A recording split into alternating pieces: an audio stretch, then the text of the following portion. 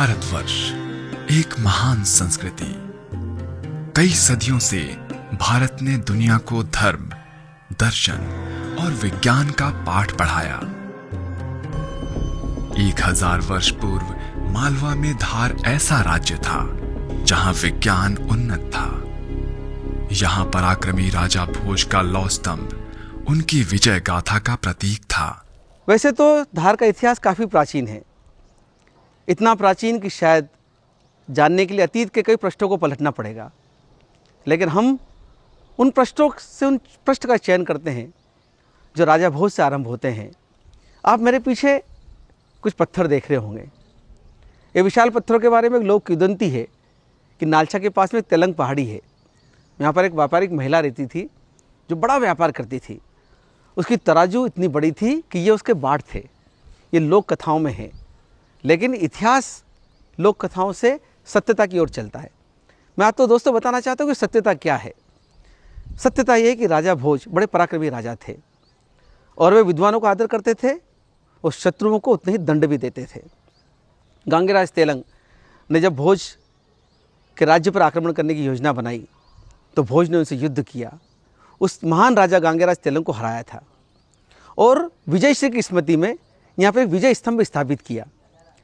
इस विजय स्तंभ की कई विशेषता हैं। ये केवल राजा के विजेता होने की कहानी नहीं कहता है, ये राजा के सृजनशीलता को भी बताता है।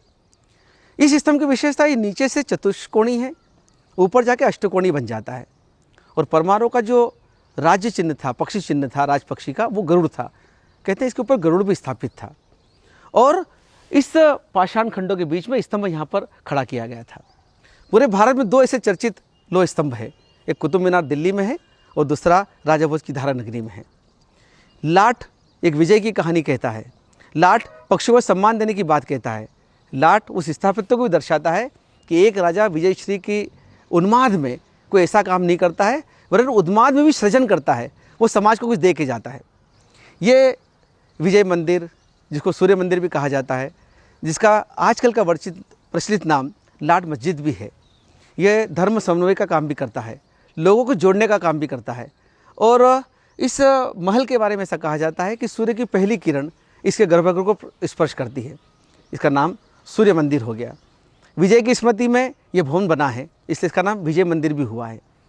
कहते तो लोक कथाओं में, इतिहास में इतना तक भी कहा जाता है कि जब अकबर दक्षिण जा रहे थे तो मांडव होकर निकले तो इस स्थान पर भी आए थे और उनके आगमन का शिलालेख इसी लोह स्तंभ पर उत्कीर्ण किया हुआ है।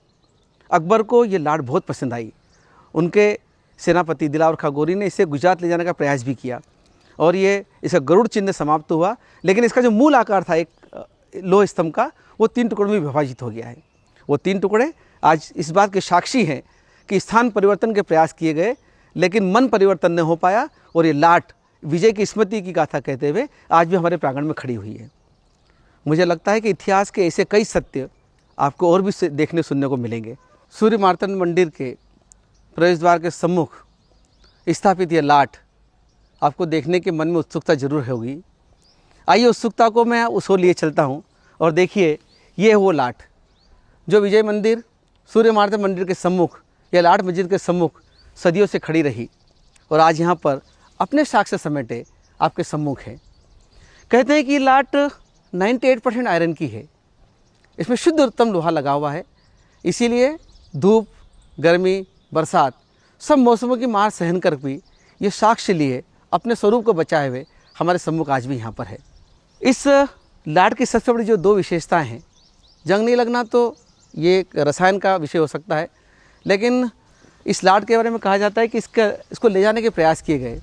कई इतिहासकार उनके साक्ष्य बताते हैं कि इस विजय स्तंभ के ऊपर चांदी मड़ी हुई थी, चांदी की परत चढ़ाई गई थी और उस पर बहुमूल्य रत्न भी लगाए गए थे। प्रसिद्ध इतिहासकार अलबरूनी जब आए तो इसे देख के बड़े चमत्कृत हुए थे। उन्होंने अपने वक्तव्य में, अपने लेखन में इसका उल्लेख भी किया है। कल्पना कीजिए कि पूर्णिमा की चांद पर जब पूरी प्रकृति धवल हो जाती होगी तो यह स्तंभ अपनी धवल आभा को लेकर कितना मनोहर रही होगी। और कहते हैं कि कुछ लुटेरों ने, कुछ छीनने वालों ने इसका बाह्य आवरण इससे छीन लिया है। इसकी चांदी समाप्त हो गई है, इसके रत्न समाप्त हो गए हैं, लेकिन इसकी आत्मा अभी भी सुरक्षित है। कहते हैं कि वैभव को लूटा जा सकता है लेकिन आत्मा को नहीं। आइए हम अपने आत्म तत्व को बचा कर रखें, अपनी संस्कृति को बचा कर रखें, ताकि आने वाला समय भी हमारी इस गौरव गाथा को जान सके, हमें पहचान सके। मुझे लगता है कि इतिहास के ऐसे कई सत्य आपको और भी देखने सुनने को मिलेंगे। देखिए, खोजिए, गर्व कीजिए अपनी संस्कृति पर, ताकि हम संस्कृति के नए अध्याय और जोड़ सकें। जाने अपने इतिहास को, इतिहास पुरुषों को, ताकि हम भी उनसे और उनके जैसा बेहतर काम कर सकें। और आइए ऐसी कहानियों को हम और सुने और सहेजें, ताकि हमारा आने वाला कल स्वर्णिम हो सके, समृद्ध हो सके।